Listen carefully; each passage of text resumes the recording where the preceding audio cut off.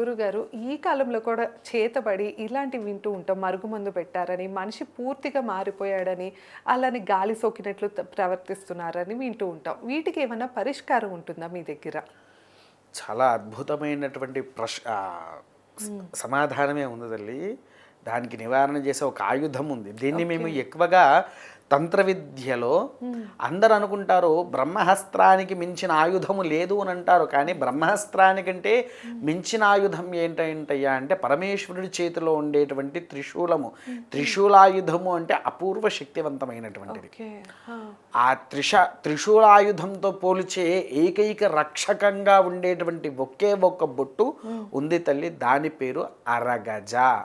చాలా మంది అరగజను కొంతమంది కొన్ని రకాలుగా చూపిస్తున్నారు. నువ్వు ఏ పని చేసుకున్నా ఆ పని విజయవంతం అవుతుంది, దీన్ని పెట్టుకోకపోతే అలా కొంతమంది చెప్తూ ఉంటారు.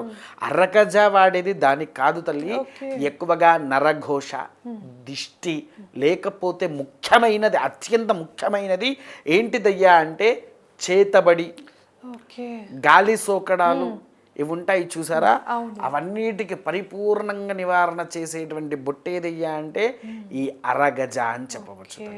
ఈ అరగజను ఎప్పుడైతే మనం వాడుతామో, అరగజను ఎప్పుడైతే మీరు ధరిస్తారో, ఇది ధరించిన తర్వాత సరిగ్గా 5 నుంచి 15 రోజుల్లో దీని రిజల్ట్ అనేది మాకు కనిపిస్తుంది.